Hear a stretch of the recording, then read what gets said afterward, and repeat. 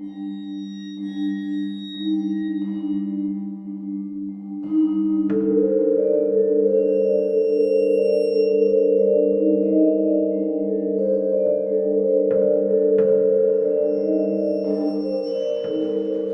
hello, and welcome to Dente, Rigamortis. I'm Review Cultist. I'm Mikey. The E stands for evil. And I'm the gamer in yellow. And we're here to discuss those internet stories, most creepy and most pasta, and be critically silly doing it. Tonight we have The Disappearance of Ashley, Kansas. So, The Disappearance of Ashley, Kansas is either by or was first posted by CoasterKid on Creepypasta.wikia. It's also made its rounds on Reddit No Sleep and some other places. So, but you can check it out at Creepypasta.wikia. And yeah, it's basically a kind of editorial style report, or more like an informational narrative about the circumstances that happened around the disappearance of Ashley, Kansas, this town that doesn't seem to have existed. Set in 1952, in August, the town had a lot of weird occurrences happen for 8 days prior to an earthquake that summarily swallowed up the entire town, and then remained for basically 2 weeks before another earthquake happened and sealed up the broiling fissure that was. It's just a fissure. I thought it was like there was like a fiery fissure or something like that. No, just a fissure. No? Okay. I must have read that wrong. No, I'm pretty sure it said smoldering. Smoldering fissure. Yeah, so there's some not broiling. Sorry, broiling. Yeah, I meant smoldering.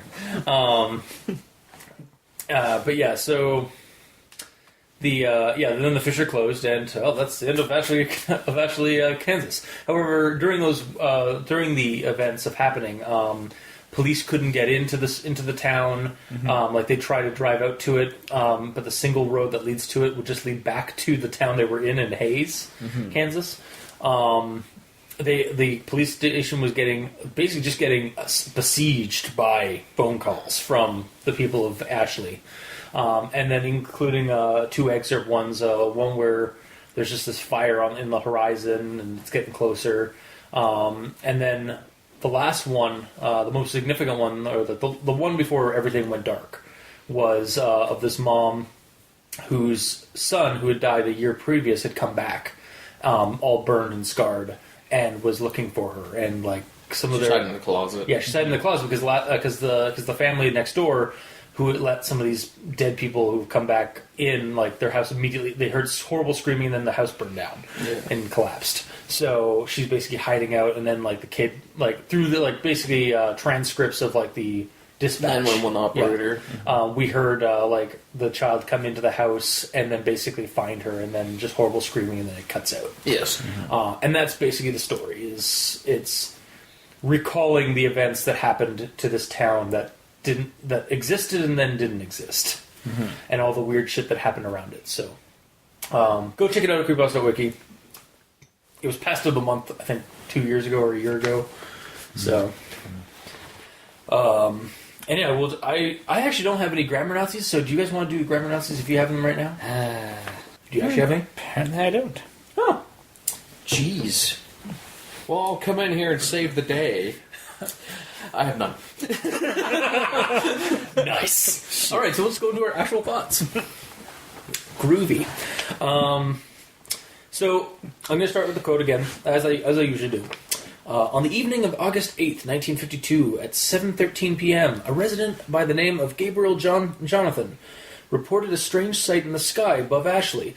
The town itself, having no official branch of law enforcement, called into the police station of the neighboring town of Hayes.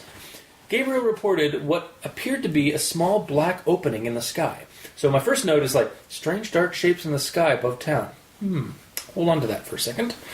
And then to the next quote. At 7:54 a.m. on the morning of August 9th, 1952, Hayes police officer Alan Mace radioed the Hayes police station. He reported that, despite following the one-way road leading into Ashley, he had become lost. According to his report, the road continued along its normal path, but somehow ended up back in Hayes. And note number 2, being circumvented somehow from entering the town. not quite the same, but there's some similarities to something else we've read in the past. And then the final thing to this whole to my whole my connecting the dots and whatnot. Phone calls continued to pour into Hayes police station, all reporting that the black opening in the sky continued to grow in size. Okay, up until that point, I was getting some serious flashbacks to There Won't Be a Next Time. Yeah. And thinking that this town could have just been another experiment or project, perhaps on a larger scale. Like, rather than affecting one person, it was affecting, the whole town was basically just being used. Yeah, or maybe it was like... maybe Hayes is actually the experiment. Oh, yeah. But yeah, no, sorry, do you have something else to say there? Nah. Okay. I was just agreeing with how the other pasta was like, there was black shapes in the sky, Yeah. and then they couldn't leave. Exactly, yeah, that was like, huh. Also, it's set in, Middle America, basically. Mm-hmm. Also, the first chunk or paragraph just mentioned the earthquake that swallowed up the town, and then closed after 8 days. Or, no, closed after 2 weeks, sorry. It was 2 days. The search stopped. The search was 2 weeks. Oh, right, yeah. Gotcha, yeah. However, yeah, but, so, the town got swallowed up by the earthquake, and then it closed. That was what the first, bit of the story was. I don't know what you're talking about closing. There's an earthquake, the town was gone, there's a fissure. There was a fissure, sorry. And it stayed there. The fissure stayed, and then it sealed up. No, That's it right. didn't. Yes, it did. There's another earthquake. Yeah, there was another earthquake, and I it know, sealed up but the fissure. I didn't hear that it... Oh, I'll read it again. Yeah. I don't recall it ever closing. That's the only reason I'm going, what the fuck? Should continue. Okay. I'll just read. Okay, gotcha. I just won't pay attention to you when reading. Fair enough. Yeah, however, yeah, so, just mentions, the earthquake stuff, and, okay, yeah, this town, weird, it's this town closed, and so that, and then you found it, didn't you? And then it proceeds to tell us all the weird stuff that happened in the days prior to the final events. Sort of it's you may want to bury the lead a little bit more next time. I mean, I guess it helps to build up the weird, it helps to, get you into the story and then start building up the weirdness that happened, but just, I don't know, it just seemed like... I'd rather it be on a sunny day in Ashley, Kansas. The milkman came by and put the milk down. Just slowly build into it. Have the weird stuff that build up to the earthquake and maybe foreshadow the earthquake happening and then do it. But I mean, this one could also work. It just it's just one thing that caught me. I was like, yes, so this town was buried by an earthquake. 8 days prior to it, however, there was a bunch of weird shit that happened. I was like, why didn't you say that first? But I mean, it's another way of telling a story too. Yeah, exactly. Yeah, and you see that in even TV shows. You have something crazy happen, and then it cuts, and then 7 days earlier. Yeah, and then it shows up the build up to that weird event or to that horrible event. Yeah. Yeah, no, I get it. It's just I had something. I need something to talk about in the story. But you're running on empty here. Kind of, but no. It was just one of the things that kind of got me when I was finished reading this because that's that scene from There Won't Be a Next Time, and that's that scene There Won't Be a Next Time, and that's not what that happened. Yeah, because those black things in the sky, yeah, they were it was a giant portal or some kind of dark gateway or something, I guess. It's not said. Yeah, it's just a black opening. So the ozone layer just opened up really badly above actually. Yeah, totally. Yeah, so, and then at 10:15 a.m., at the request of the Hayes law enforcement, a helicopter from Topeka, Kansas, flew over the region in which Ashley, Kansas stood. The town was never observed from the air. So an interesting idea that came to me when I was reading this part, and after I finished reading the story.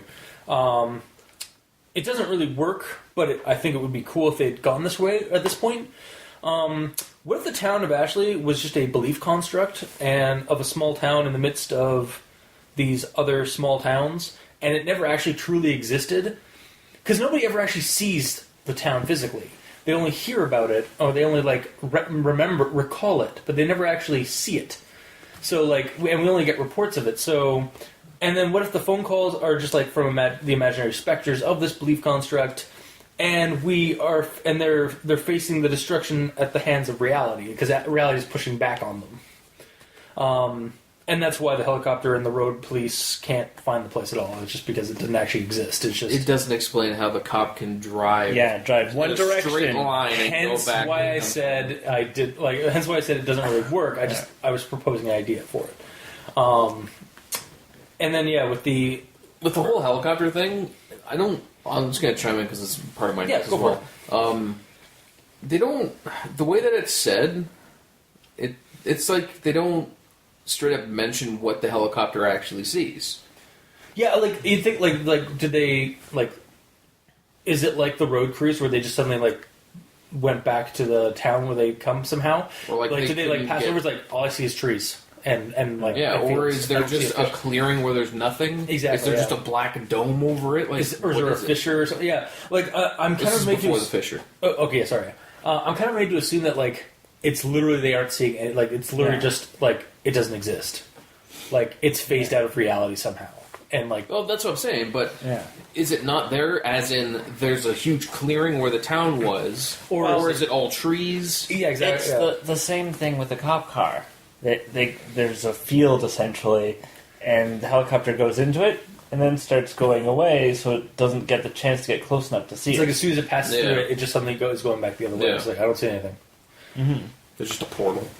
Yeah. Or they're their minds are looking down. They just can't it's just flying right over their brain. Their brain's just it's slipping past their brain. Yeah. What they're actually seeing. With the whole. Actually, I just mentioned the earthquake thing being a natural occurrence of the construct's conclusion, and you could have had this kind of interesting supernatural psychological effect or a whole event where it was all it was they did get calls and stuff, but it was it's some weird anomaly. But obviously that's not what happened. Obviously it's some kind of other weird anomaly that's occurring here. But it was an idea that popped in my head when I first did this. So, and then my final one before we go into notes. This isn't notes. Sorry, what are you doing? And then my final one before we go into final thoughts. My recommendations and stuff like that. Which we do after we talk. No, this is part of my actual thoughts, and then I have my final thoughts. All right, so this is my last thing. It's a quote from the transcript of the mother who's at home. Foster. Are you fucking listening to me? Everyone came back. Everyone who died or went missing, they're back, and they're looking for us. Because it says cries. I forget this much. He said, "Mommy, I'm okay now. See, I can walk again. Where are you, Mommy? I want to see you." She started sobbing a little bit more. And it's okay, so silly thought about that, but this almost registered as the Jason speaking through Mrs. Voorhees from the first Friday the 13th. It's kill her, Mommy, kill her. As she's running around trying to chase down the final girl in the movie. It's just how articulate she was in transcribing what her child said to her, and it was a fairly long sentence. I don't know. It just you'd think that it would be a little bit harder for her to say what her child said, or don't you think kid is there, huh?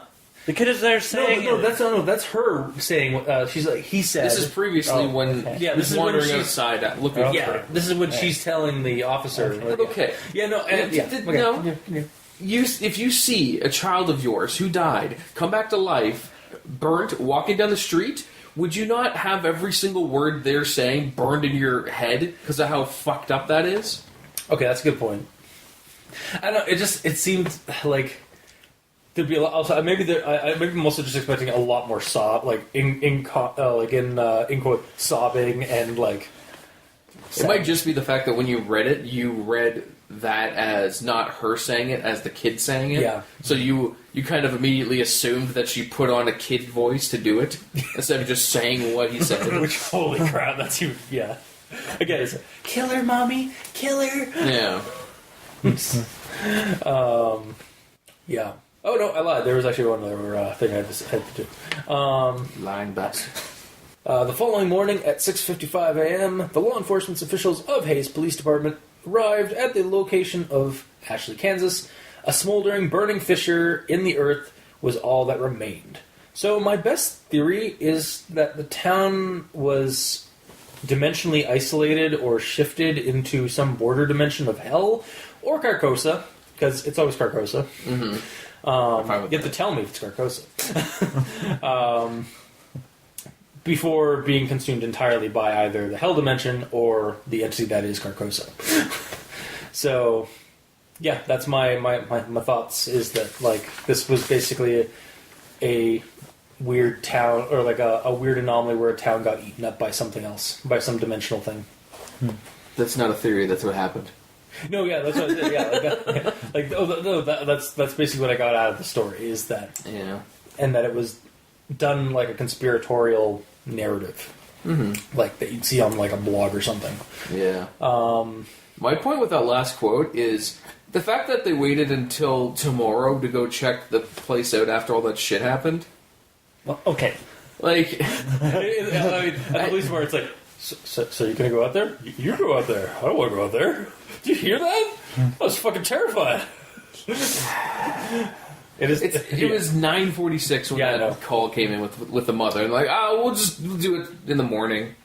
Fuck it. Well, they couldn't. At that point, they'd already sent 7 of the 10 police cruisers to try to get there, and they couldn't. But it doesn't seem like they tried after that point at all. They just gave up on them. I mean, why'd they bother answering the phones? It had been 8 days of trying to get into this town, and they could not get into this town. It's just like, well, I guess we'll try when it's first light, because we're not getting back in there at night. I don't know. Just the way it felt like they didn't give a shit. They tried twice. They tried with the cars, it didn't work. So they brought in a chopper, and they're like, oh, well, fuck it.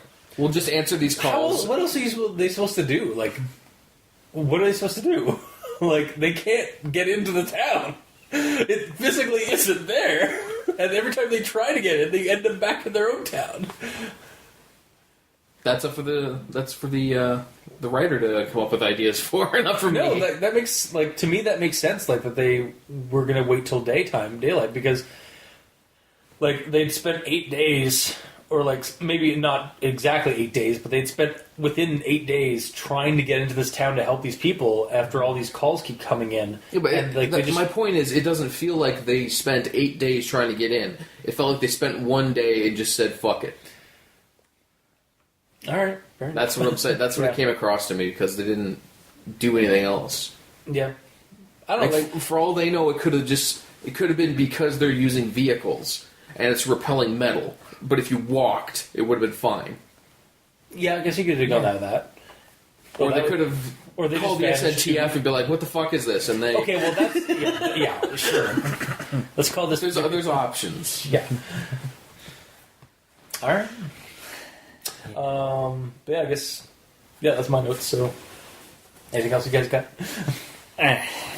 So, going to mine. So... First thought was based on the title. Yeah. I was like, is this going to be a missing town, or did Ashley from Kansas go missing? Yeah, that's my thought too. Is her name Ashley and she's from Kansas, or is her full name Ashley Kansas? Ashley, and her middle name's comma. Yeah. Ashley, comma, Kansas. Yeah, Kama. And then the very first sentence has, the small town of Ashley, Kansas ceased to exist. Yeah, immediately I'm like, oh, well, it's the town. Okay, yeah. Done and done. Pretty much. Alright. So, then I think it's like the second sentence. It goes into the earthquake of magnitude 7.9. Yes. That was measured by the United States Geological Survey. Of course. And for this, I feel like there was a missed opportunity to actually just find an actual earthquake that happened. Funny you say that. I actually did some research on that, because I was curious to see if there were actually any earthquakes in Kansas in 1952. Turns out there was one, but it was in April. And it affected one of their major towns, or one of the major cities, I think the capital of Kansas, I think is what it affected. But, yeah, it was in April, not in August, and there was certainly not a Category 7, and then 2 weeks later, another Category 7. Yeah. Actually, I think I remember reading something about it on Snopes, I think. Because they also had a thing on this, because a lot of people about this, when they first read the story, there's some internet buzz. It was like, is this real? It was like, did this actually happen? Did this town just go missing or something like that? And it's like, no, dummies, it's a creepypasta. Yeah. You found it on Creepypasta.wiki or Reddit No Sleep. But Snopes actually did like a full explanation of why it's not real and stuff. And they're like, I'm pretty sure if a Category 7 earthquake happened within 2 weeks of each other, like two of them happened at the same time at the same location, I'm pretty sure it would make local, national, possibly even global news. Yeah. Well, and typically when I was reading about earthquakes, when an earthquake of that magnitude, like a 7.5 earthquake, from what I was reading, you would have the initial one, and then aftershock soon after. Yeah. Like, it almost in quick succession. And then, like, maybe a couple days later, you'd have the final few aftershocks. And sort of the part of the issue that I had with this was the 7.9 figure. Yeah. Because the highest magnitude I found in 1952 was like 7.5. Yeah. And it was It's almost like this didn't actually happen. Yeah. Weird, right? And it was the Kern County earthquake in California. Which makes sense. And 12 people died, and the cost of damage reached $60 million. $60 million in 1950s is a lot of money. Yeah. Damn. So, Yeah, I also feel like, and again, I don't know a whole lot. I have very base knowledge on earthquakes as they are, but this didn't really feel like an earthquake so much as this felt like the earth opened up and swallowed the town and then closed again. And what do you think that would happen? What would that feel? But like? It would quake the earth. Yeah, well, yes, but nobody else seemed to feel it. That kind of earthquake, having the 7.5, even if you're a couple of miles down the road from this town, you'd be feeling that. Yeah, they did. Did they actually feel the quake happened when everyone was already dead? No, yeah. The quake happened. They're like, oh shit, we registered this, so we're gonna go down and investigate it, and it's a smoldering fissure. I know. I just mean it would probably be more just as devastating to some of the other towns, wouldn't it? Yeah, yeah. It depends does on how close triple the other out. towns are. Yeah, but that's the closest police station is Hayes. So that should be relatively close. I actually looked up because 10 miles. Hayes is a natural town. Obviously, Topeka's a natural town. Topeka's much farther than I thought it was from Hayes. Because I'm looking at where Hayes is, and there's towns within several, maybe about 50 miles of that town, any which way on the roads. So within 50 miles, so there would be damage in the surrounding towns. Yeah. Are you saying that you would like more factual information about this? For this instance, yes, because this was not. So this is about this other type of towns narrative that have no connection to it I at just all. I understand the people outside. Oh, this must have been an earthquake because there was a rumbling, or we picked it up on the sensors and it opened up and some of that. But I don't think that it's really just the earth opened up and swallowed this town. That's really also there's the weird phase thing, or shifting of dimensions or something, because the town just doesn't exist when they tried to look for it. But the other thing too is this is a quote unquote magical sort of event. That's true, yeah. So it doesn't have to be a natural earthquake kind of situation No, where yeah. if it happens in this area, it will go this range. Because there's that weird bubble situation, it could contain everything in there. And I'd be willing to actually accept that. Also, is it really necessary if there's a quake-related thing happening to know that in the neighboring town, the milkman who was carrying the milk dropped one? Oh, he would not be dropping one. I'm saying if it's a lighter quake and he's far enough away, it's just bleh. Like that's the only casualty is one bottle of milk. But no, I don't. I'm just saying, like, I'm surprised. Like, they said it was. Yeah, I get. Let me say this. Okay, the people in Hayes, who are returning these calls and shit, they're not talking about it, so it's not affecting them at all. Yeah, because they're acting normally. Yeah, so it's just centralized in the bubble. In the bubble around Ashley. Mm-hmm. Mm-hmm. Yeah, I know. I was just trying to pick at it a little bit more. Alright. And now, this part hurt my brain. Okay. So, it's a small town with 679 residents. Yes. That's a village. Yeah. A town is 1,000 to 2,000 people. Mm-hmm. Like, there's actual numbers, and a hamlet is less than 100. It's also, a hamlet is, the difference between a hamlet and a village is also that a hamlet usually doesn't have a church. Yeah. Is this technically a grammar Nazi? No, this is more, because they used the wrong word. What's the demographic Nazism? Oh, okay. Because we're talking about population density and town settlement infrastructure. Yeah.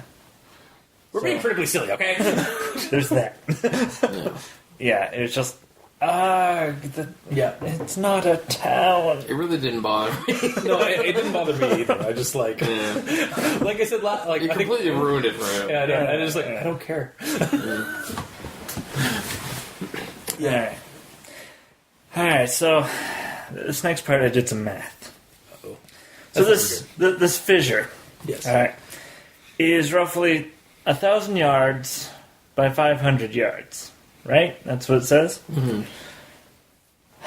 That essentially equals 4.5 million square feet. Okay? The average house takes up 32,955 square feet. So, assuming that these are all average houses, there's only enough room in the fissure for 136.5 houses. This doesn't equate for stores and such like that. And okay, I have you covered here.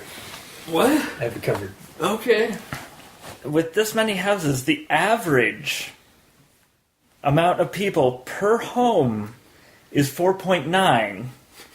where the regular average is 3.5.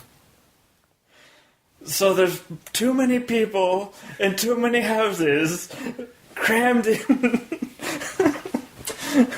Believe it's magic.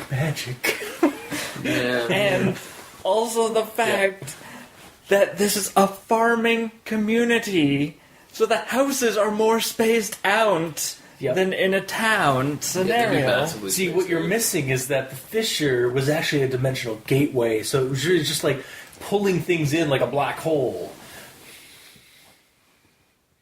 Otherwise, I got nothing. Or the fissure is just what was left after the spaceship came down, went around the whole town with this cloaking field on it, fucking up everyone inside with mind control. And then, like, as it's about to take off, like, the ground kind of, like, went underneath, and, like, cut off on all the ground underneath Ashley and lifted it up so it's all in there. And then the actual fissure is the thruster starting to go back up into space. Clearly. Yes. Makes more sense. Sure. I like my dimensional, like, rift opening up and swallowing the town whole, but no. Aliens work too. Teach their own. Yep. Alright. You okay there, Mikey? So the next thing to comment on is the phone calls. Yes. So, in my head canon, when I was initially reading this, I was thinking small farm community, 1950s, and I thought of the TV show Green Acres.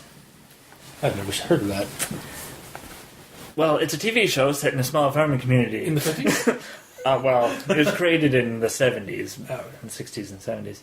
But the interesting thing, because it's such a backwaters town, there's one phone in the general store. So they're all driving up. Nice. Wow. Yeah, so that came to mind. And then I actually did some research about phones in that era. Yep. Actually, hang on. The last call she made from the closet. So she brought the phone with the wire into the closet is what I figured. Yeah. Honestly, I just like picture this comical like no wonder the kid found her. Yeah, there's a cord going in there. Yeah, and that doesn't make much sense because most phones were the wall mounted. You had to crank them. Yeah, and- that's 50s. true. Yeah. Yeah. Also, So she couldn't have made a call from the closet? No. Question Unless actually- the phone was in the closet. Or she had a cell phone? That actually might be the case. Because you want to keep it out of the way and stuff like that. But the other thing, actually, the thing that I meant to look up, but I never actually did. Did you? These are these things are transcribed. However, they recorded the calls. Did they have that kind of recording technology for police departments? Would they have had that kind of recording technology for calls in the 50s? That is a good question. I did not look that up. They have helicopters. Yeah, well, they've had that since World War II. Yeah, well, they might, considering they had television.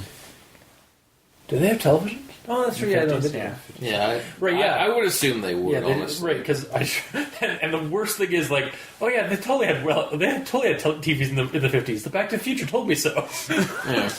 When we went back to 1955 or whatever 50s time it was. I'm actually gonna look that up though. Police recordings. I gotta think that maybe, but Well, yeah. I don't think it matters that much, At the honestly. very least, I mean, they could have somebody at the switchboard transcribing the calls Yeah. as they come into the police station. Yeah. Like the wrist is on fire from all this shit. Yeah. Or typewriter. I mean, they Yeah. had typewriters and they could go clickety-clackety, clickety-clackety, clickety-clack. Yes. Although they'd have to be muted somehow because they're just listening. So the clickety-clack wouldn't come up on the actual This is true. call. But that's how listening in on things works. Mm-hmm. And Yeah, I'm not finding a whole lot, but I mean, it's at the very least they'd have transcription. They'd have some kind of transcribing ability. So yeah. And then, actually going back to the whole phone scenario, with the older phones, it was shared lines. yeah, the switchboards. Yeah. And you have a phone call, anybody who's on the same line can pick up and listen to your phone call. Yeah, So, that in itself, considering it's a small community, there's only so many lines. there's only 600 people in this town. Yeah, and, I mean, you're going to listen in on... some people are going to pick it up and be like, oh, somebody's on the phone. Oh, they're talking to the police. Oh, all right. Well, then I don't need to really talk about it because the police already know. Yep. And, yeah. I guess it's kind of treated like everyone has their own line, so there's constant Yeah. phone calls coming in. Yeah. Yeah. And then the other thing is the number of phone calls on the one day seems pretty high. 329 phone calls. Assuming an average of 5 minutes per phone call, Yeah. that's over 24 hours of phone calls in one day. Well, Time they're, dilation and the weird they're going over the... They're assuming that the Hayes Police Department has more than one phone. Yeah. Yeah, that's true. Yeah, too, that yeah. is true. But It's not just one guy. yeah, they may have more than one phone, but how many connections can actually leave the small town to connect to that? Oh, because they I were don't wired know. at that time. Yeah. They would have been wired at that point. Yeah. There might only be one line that goes to that. There is only one road that police apparently station. goes into Yeah. the town. I don't know. Without knowing the specifics on that, I don't know. Yeah. Yeah. So it just seems kind of high. Yeah, like in- that whole situation almost seems like it's a modern day kind of thing. Yeah. I think that's that's actually one of the flaws I have for this story. I just didn't bring it up. It didn't feel 50s. Is there are some things in the story that kind of take modern technology for granted, Yeah. and kind of mix Like it up. phone with, calls from the closet. Yeah. Yeah. Now in the closet too.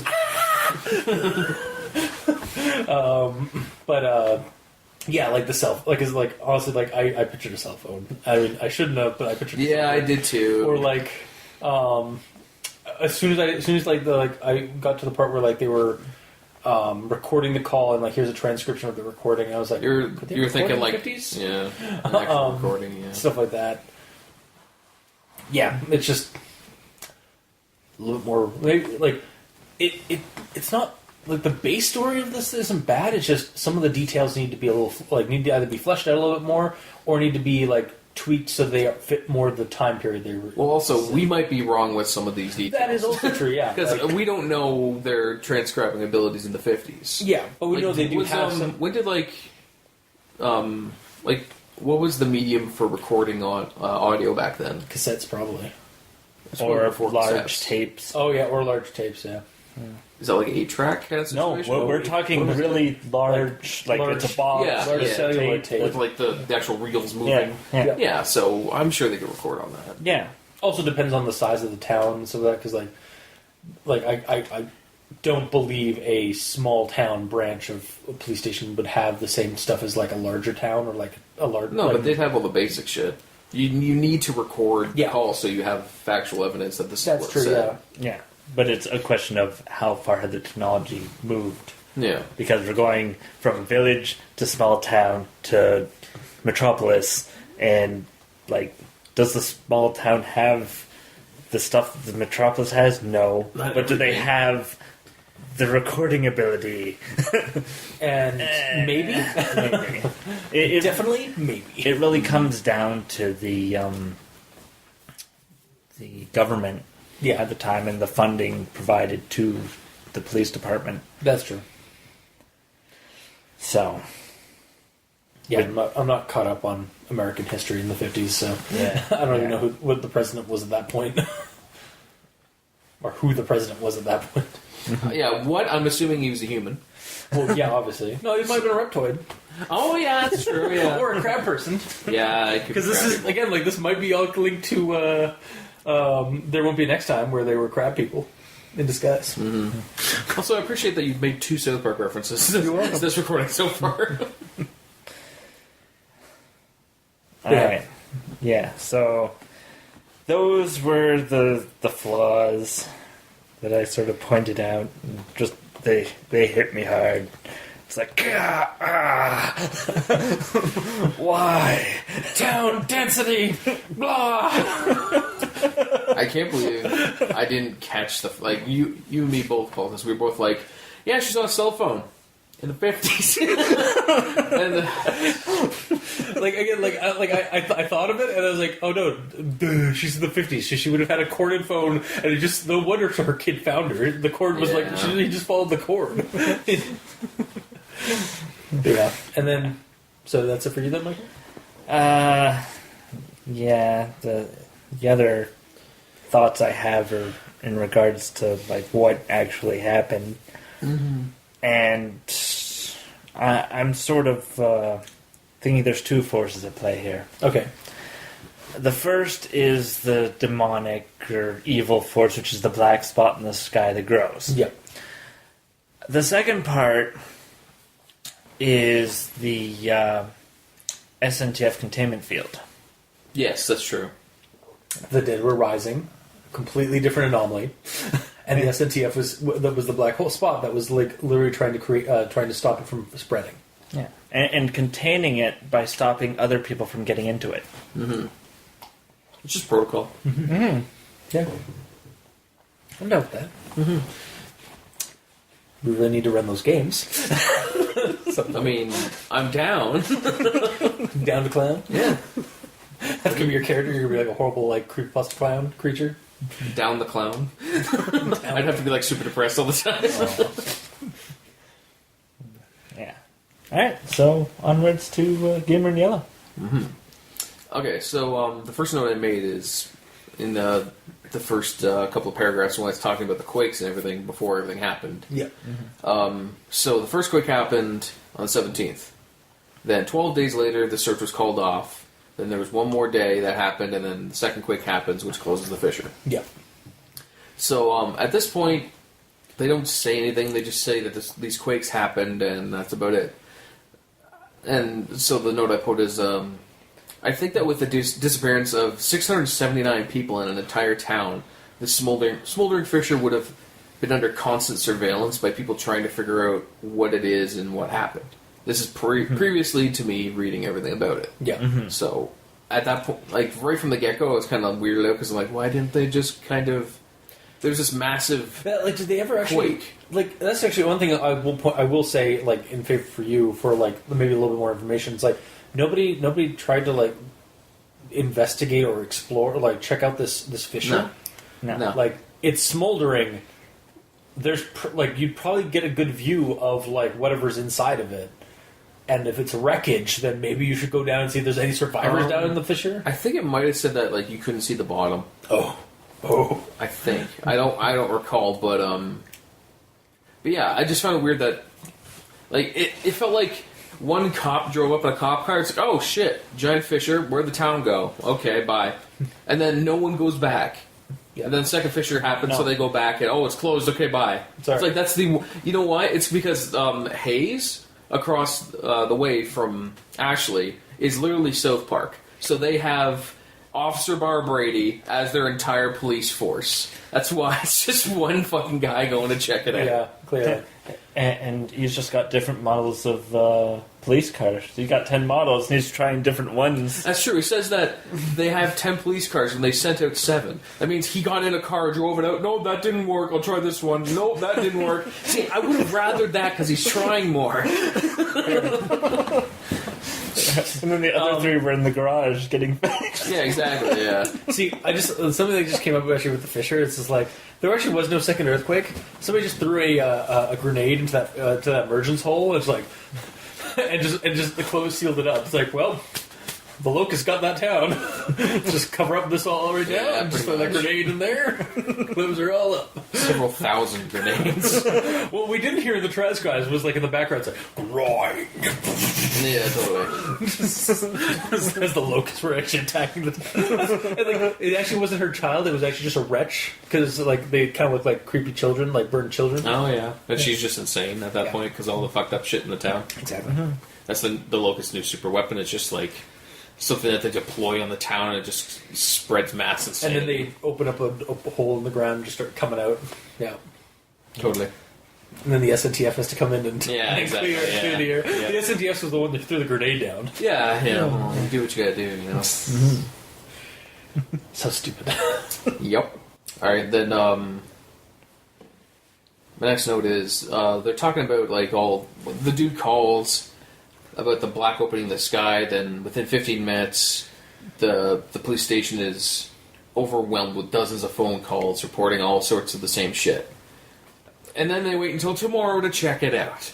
Like, it seems like that's their protocol. It's like something happens, it doesn't matter how urgent it is. It doesn't matter if you literally just heard someone get murdered on the phone. You have to wait until the next day to investigate. This seems to come up a lot, actually, like in recent stories we've done. Like, it's because police officers are always idiots in creepypastas. You explained it. It's just one guy, and he's like, "Well, I could do that, but I'm going to go to sleep." Yeah, I'm really. I had a long day. I mean, I could drive all the way over there, but like, Mrs. Smith, her cat's in a tree, and then I gotta go get that. And then to quote Stranger Things, because that was set in the 80s. It was set in an earlier time, where the sheriff is like grabs his coffee and like the secretary is badgering him. Is like, remember our motto. Mornings are for coffee and contemplation. And he just walks into his office and doesn't do any work. He just drinks his coffee when he gets up in the morning. Mm-hmm. But yeah, it's just like, the cops are like, man. Yeah. Cops get a bad rap in creepypastas. Yeah. They're not doing Or it might just be like, these cops in this creepypasta have like a superiority complex over actually Kansas because like we have a police force and you don't, so fuck you. We'll serve you when we want to.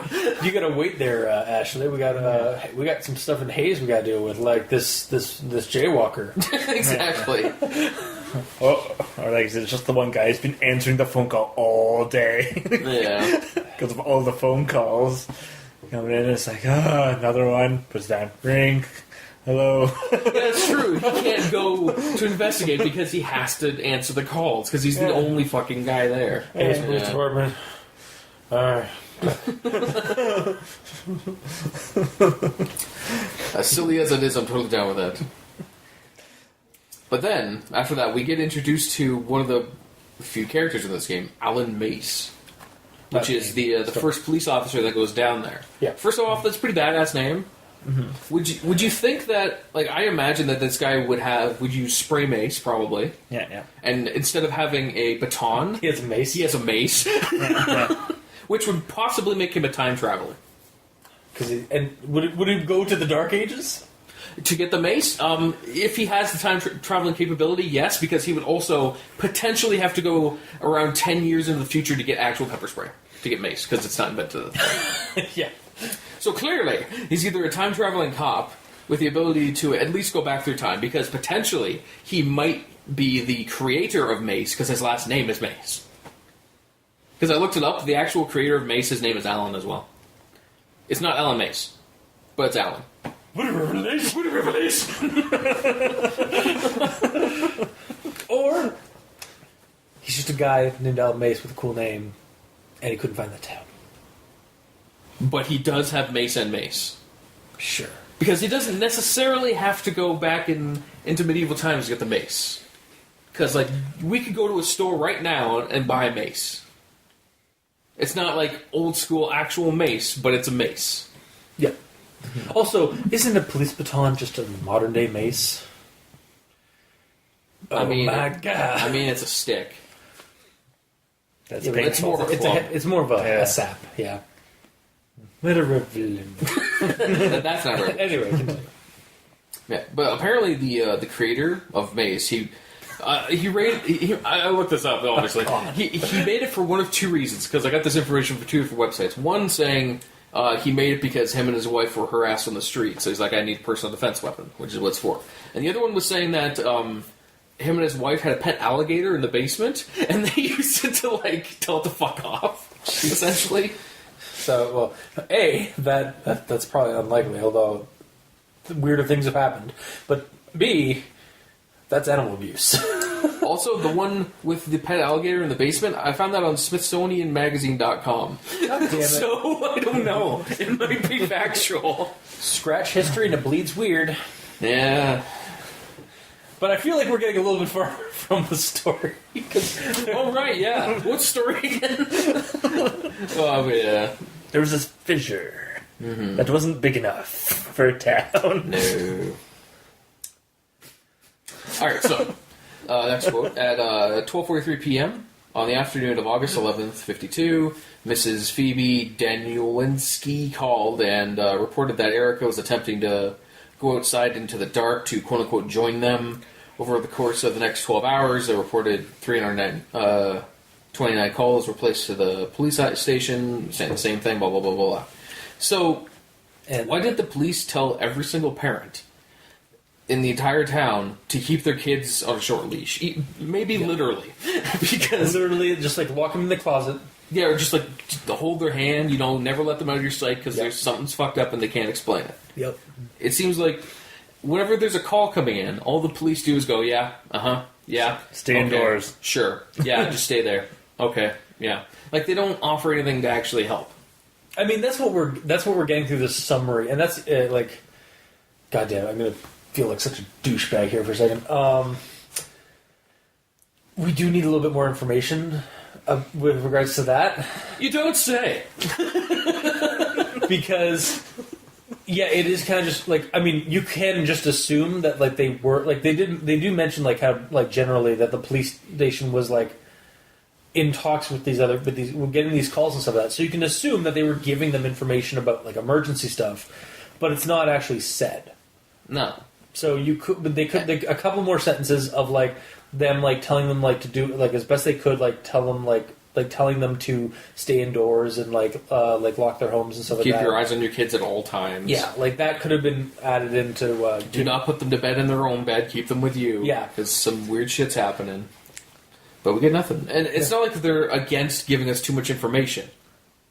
Yeah, because they do an actual transcript at the end of a phone call. Yeah, we do get information, like a fair amount of information in the story about this disappearance. We just don't get all of it, or we don't get and like information that we logically should get, like because there's some information that we wouldn't get because this person doesn't have all the answers, or like stuff like going on in the town and whatnot. Like aside from the transcripts, however, like stuff from like the police department, like how they'd be acting and stuff like that, you'd think like maybe they would give us like a few details about like what they were saying to these people that also, they couldn't help. What do you mean? This person knows this. This person knows that. A narrator is telling us. That's this. What I mean. It's not a person. Like the author of like the character author of this report or this like editorial piece, which is what this story read. It's an omnipotent kind of. No, actually, this one like honestly could have gone.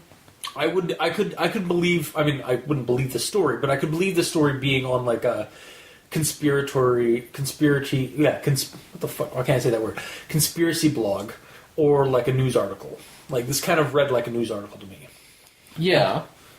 And actually, that's one of the other things I have against it, but I'll get into that in my fun notes.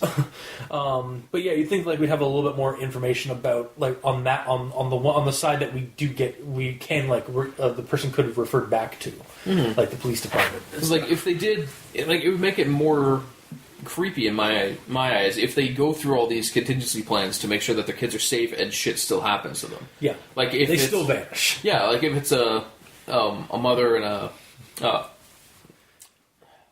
If it's a husband and a wife and they have one kid and like they literally do shift work staying up to watch the kid while he's sleeping, but something still happens to take them. Or the kid stays, the dad vanishes. Like they were so focused on keeping the kid safe that one of the parents went missing. Mm-hmm. Or, all right, I'm keeping your hand out. It's like, Timmy, why are you so limp? And she turns around, like she just turns around and all she's holding is the arm. Yeah. The rest of him is gone. Yeah, there's a lot of potential, but it's not really taken advantage of in that situation. Alright, then it says the last phone call placed by Mr. Benjamin Edicott reported that the fire in the sky had grown to so intense that it began to appear as daytime over the town. The phone call ended abruptly. And essentially through the phone call, he just said, just hang on, wait a minute. Yeah, I see something. Looks to the south. It looks like...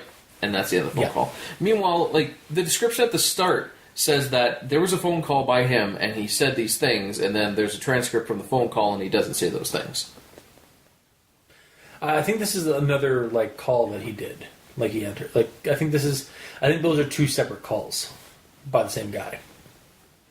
The last phone call placed by this dude reported the fire in the sky. The phone call ended abruptly. It's like they're just showing how it ended. Yeah. But why not show the whole phone call so you can get more immersed in the situation? Mm-hmm. You know? Yeah. Right. It's like they just summarized it and just put the ending in, which, I don't know, it's not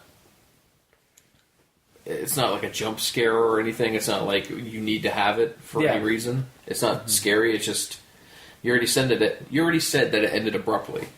So writing down exactly what was said, specifically just when it ended abruptly, there's no build up to that. Yeah, it's it's just summarized, and then like we get the last part of the quote, and then it stops. It's like if in a horror movie there's a character that just gets introduced and gets murdered immediately. It's like you don't know the character, so you're not like, no, Timmy, you know. Yeah. You don't know anything about it, so it doesn't. There's no impact on it. Yeah, like I definitely felt a little bit more about Mrs. Foster. Yeah, because something happened. It's not literally. And we got lines. We got basically that full transcript. Yeah, we did. Yeah.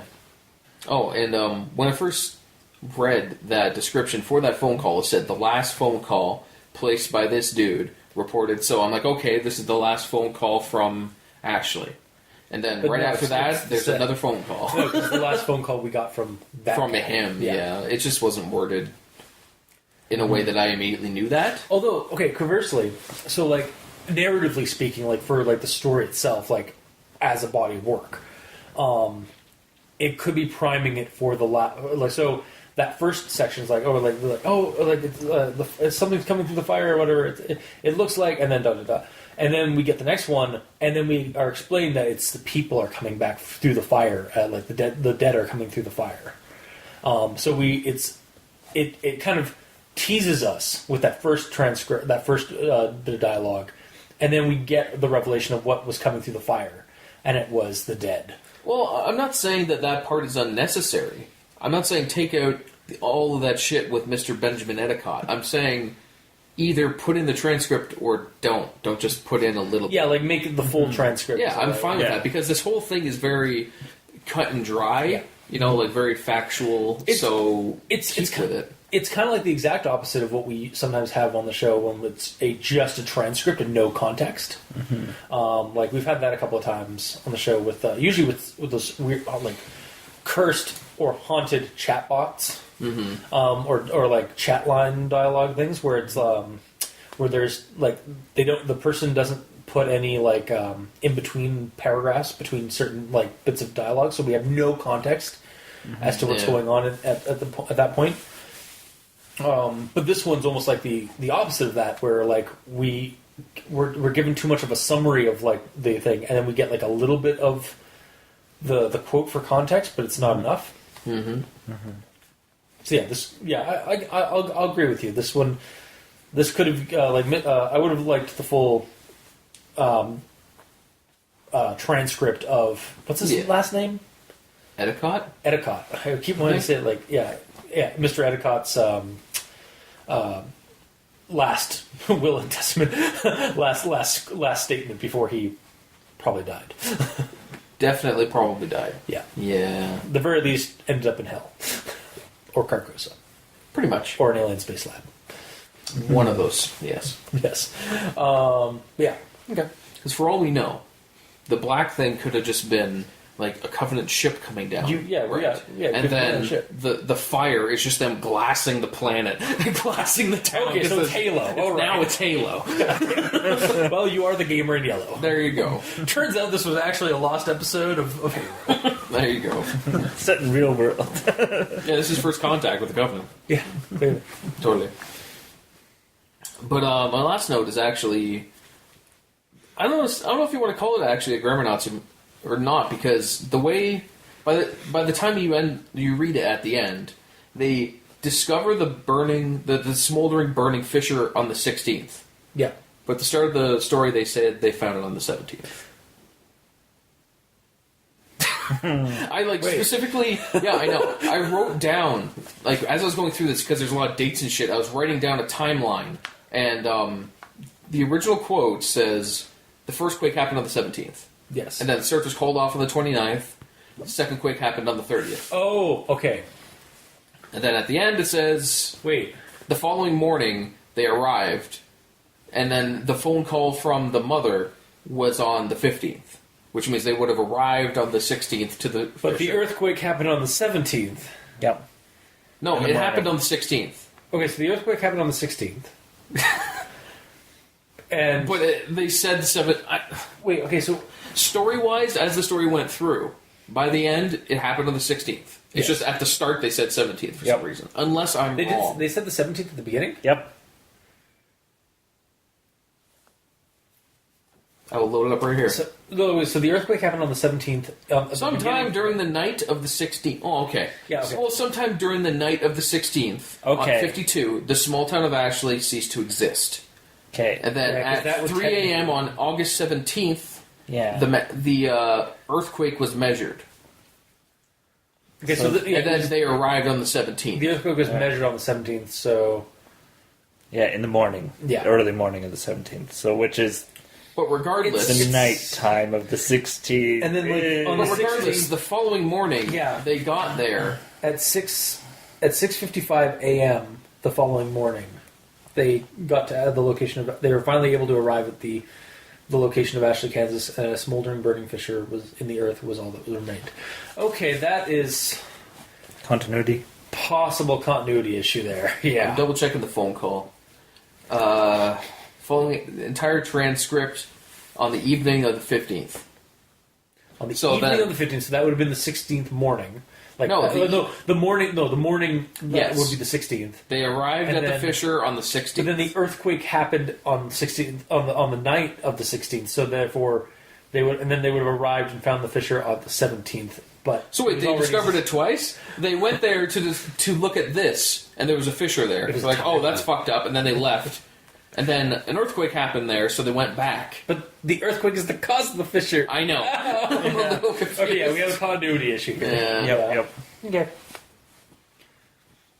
Yeah, because like unless time loop, they went. It was like the afterthrows of the anomaly as it like vanished. So the police showed up. It's like, oh, that's a fissure, and then on the 17th they showed up. Oh, that's a fissure. Oh, deja vu.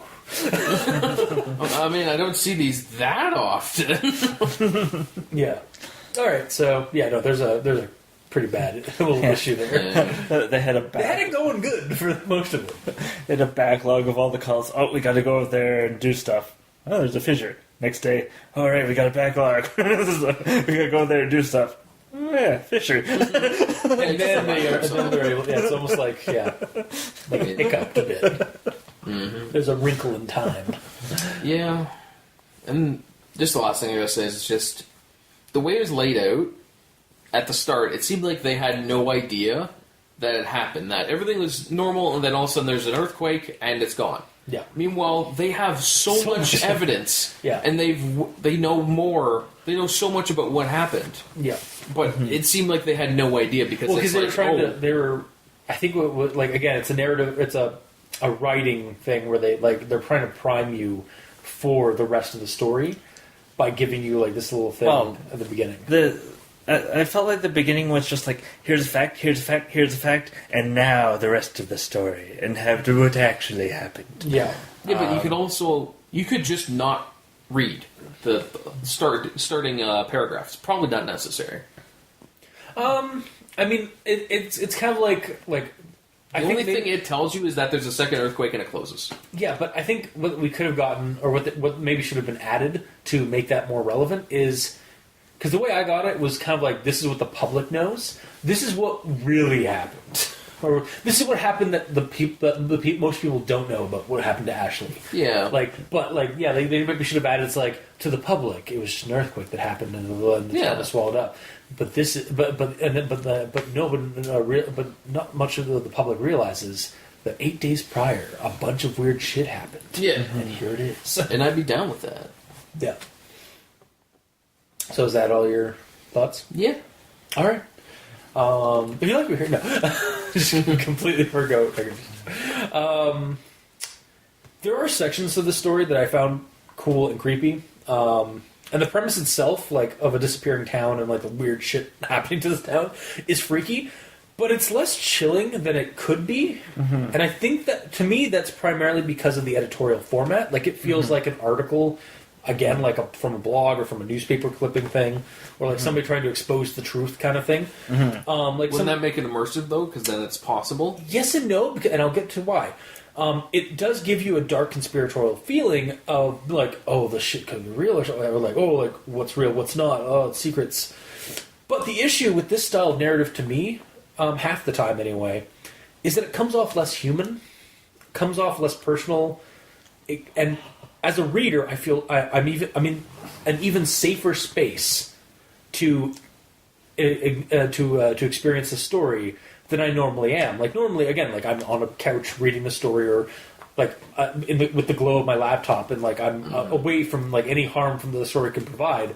And the fact that it is done up like an article, kind of impersonal, like just the facts and like information laid out. Yeah, some of those times, like again, the transcript of the mother and stuff, that's creepy. Like, that was a good creepy like sequence, but I'm safe. Is it because it's in the 50s and I wasn't there? Yeah, it's because you're not. It's it's not happening now. Exactly. Yeah, and like the implications can cause some dread or some like creepiness to me. But again, it's kind of like that's a fading fancy in my mind after I've finished reading the story, because it's like, that was creepy. Well, good thing it's not me, kind of thing. It's just like it's an interesting like setup and story, but because it's done like an editorial bit, I'm less creeped out by it because it's too impersonal. Okay, but in reality, if there was something unearthed that the government covered up some weird supernatural thing that killed a whole bunch of people, and it's actually real, and you find an old newspaper clipping of it and read it just like if that. I found an old newspaper clipping, for sure. But that's the way this is laid out, though. The type layout and stuff like that is done like an article, but it's not an old newspaper. Like I'm not holding an old newspaper clipping. I'm reading it on Creepypasta.wikia or Reddit No Sleep. Yeah. So it's like, and again, I get the style. Like I like that style most of the time, and it works sometimes half the time. However, for this story, I was like, yeah, this has some cool ideas and stuff like that. It wasn't very freaky or creepy though. Like it didn't linger with me like some stories do. Okay, well, let me say this then: if the author took the time and they knew digital editing really well and all that, and they literally wrote it down like a newspaper article, and actually did like graphical work to make it look like an old newspaper article that's on Creepypasta, like they just link images, and you read the images, would that be creepier? Yeah, probably. Because they went that extra mile to make it as authentic as possible. Yeah. Now, the problem with that is, again, like... Can you even do that? Can you post... you can post images, so I wouldn't... Although I imagine they'd probably have a transcript. Like, they literally probably... They'd have the images of the articles, and then they'd have a clear, crisp version of it, like a typed-up version of it, basically, below, I guess. that you'd actually read. So it's like, yeah... And again, like I like this style of thing. Like I didn't mind the conspiratorial like aspect of it, as like, and like just the bizarreness of like what happened to this poor town. Like it basically just got swallowed up by Carcosa or UFO or aliens or hell or what have you. Like depending on your point of view when you were reading the story, it leaves it open. Like there's enough details there to let you kind of like wonder what the hell it was, and I like that.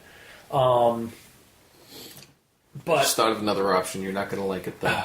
I'm probably not going to. Don't bother.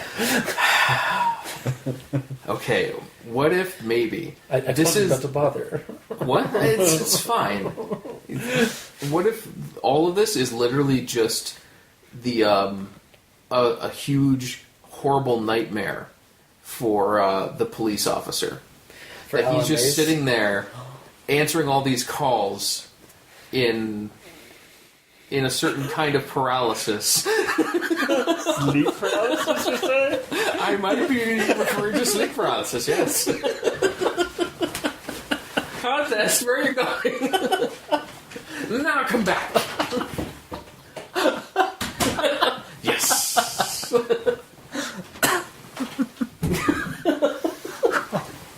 It's possible, though. I'm sorry, but it's possible.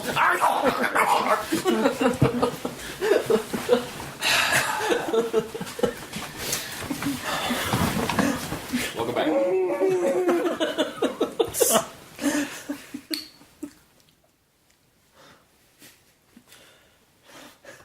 So, with my recommendation, just quickly end it. Get out of here now. I tangentially recommend the story. Okay. I could see why. It's an interesting story. It's got flaws. I could kind of see why it was passed of the month, because it was pretty interesting, and like there are some genuinely creepy, cool scenes in it. But I don't know, like the whole like article aspect of it kind of left me not as creeped out as I would usually be. There's a disconnect for you. Yeah, exactly. That's what it is. There's a disconnect because of the format. So that's my recommendation. Tangentially recommend. Yeah.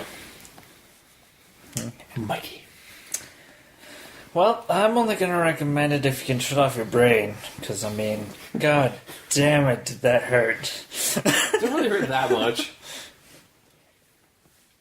Was it the phone call situation? Is that No, it was what clearly was just so much. the population density. The population density, yeah. the phone call, The dimensions of the Calling it fissure, the dimensions If of the you town. are Mr. Actual Factual, you will not like this. yeah. You are one of those people. You're the kind of person that would be on Snopes is like, this isn't real at all. This is why. Yeah. Yeah, but when it comes to the actual creepiness, when we actually get into it, the darkness that just sort of grows in the sky, Yeah. and then The fire and the zombies. the fire and the people dead. rising from the grave. Well, It's more like sort of the rapture just hit that one point in and it's like a test version of the rapture. Yeah, it's a demo. The town, the dreaded rapture. Yeah, it should have been Rapture, Kansas instead of Ashley. Or reaping Kansas. Or harvest Kansas. I also don't know why. Actually, I mean, I guess they just make it like kind of ambiguous. They just make it's just another town name kind of thing. Yeah. But like because if you don't want to go too on the nose. Like you don't want to do like the town's name was Red shirt. was Harvest, Yeah. Kansas, or like We're Gonna Die by Flame and the Dead, Kansas. No plot armor, Kansas. Yeah, or Isolation, Kansas. Mm-hmm. But yeah, so Yeah. Yeah. Well, for me, I'm going to say maybe. Not a yes, not a no, maybe. But like a maybe, so like a no maybe. I don't know. Those comments are just gonna be like, "Oh my god, the game needs to take a side." Yeah, really. No, I'm kidding. I mean, it's like I liked aspects of it, but it wasn't. I didn't get creeped out by it a whole lot. Yeah, I wasn't. It's not because I was disconnected to it, like because I thought of it like, what if this actually happened? And like I said, it was just covered up. And that's all what it that. was trying to like lean itself to. And then like the more you think about that, it's like, no, this doesn't make any sense. Why? Yeah, and I didn't I didn't get like I didn't get caught up too much in the mistakes, like the whole cell phone, the closet situation. Yeah, no, I totally saw it with a cell phone, but you just kind of like turned your brain off. It's like, no, this isn't the 50s. It's totally in like 2018. yeah, what happened was I hit the wall, and that just made me just believe it. It's like, okay, fine, I'm not going to worry about it.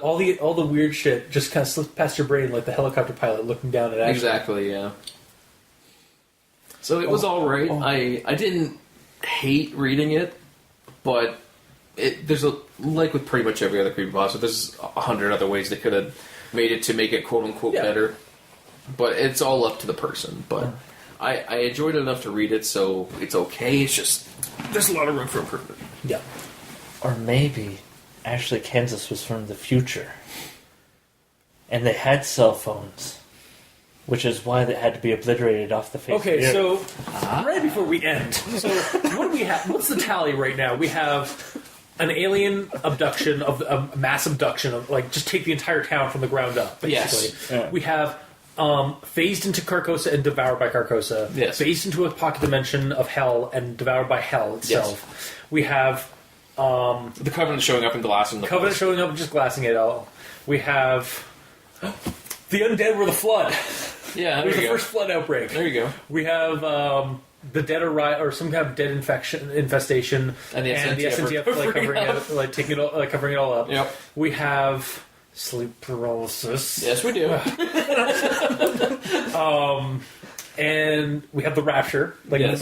focused like rapture 1. Or 0.5. 0.5, like beta test of Yeah, the beta rapture. test, yeah. Rapture beta. Yeah. And what else do we have?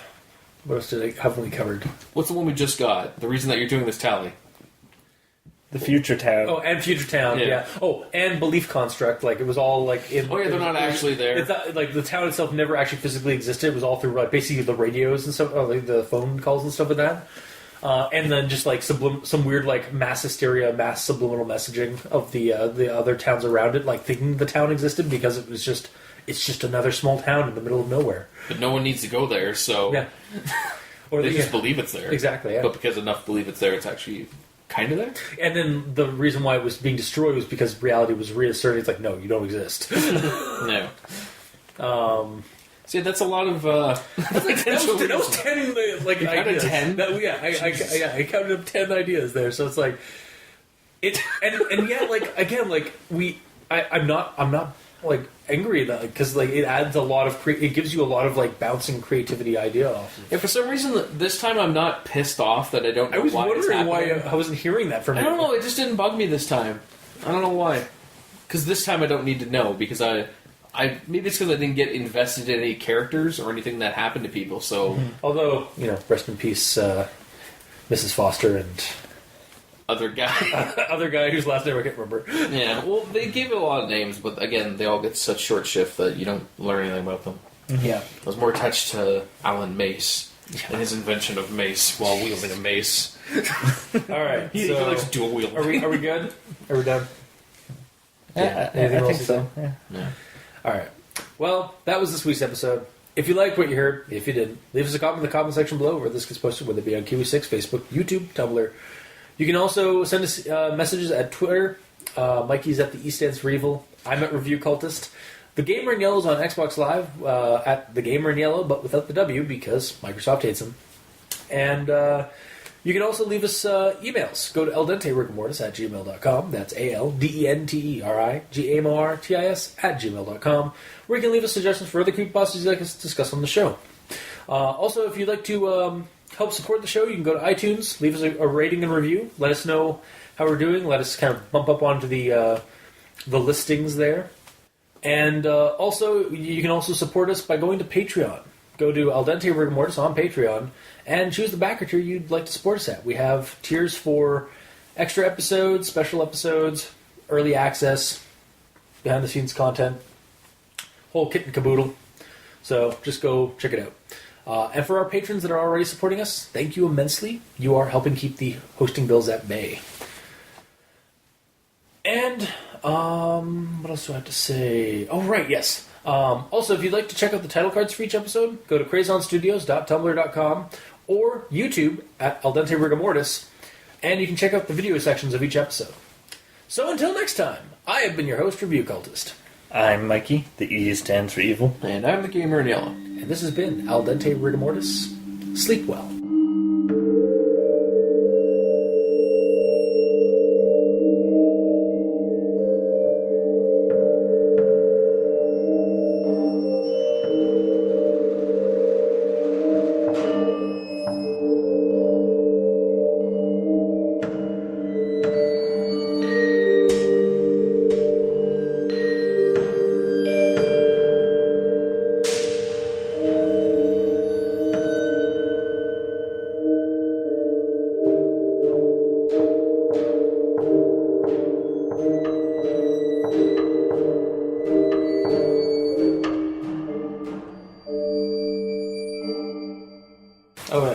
Airplane mode. Yes, I conquer.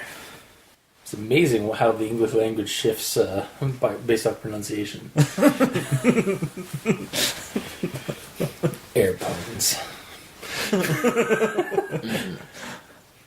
You read what you wanted to read. Know what was actually there. Yeah. Well, it was part of a problem with the writing, because he was through... I really hope I didn't go on the mic. Yeah. I'm sure it did, don't worry. I'm sure it did, don't worry. I'm sure it did, don't worry. I'm sure it did, don't worry. I'm sure it did, don't worry. I'm sure it did, don't worry. I'm sure it did, don't worry. I'm sure it did, don't worry.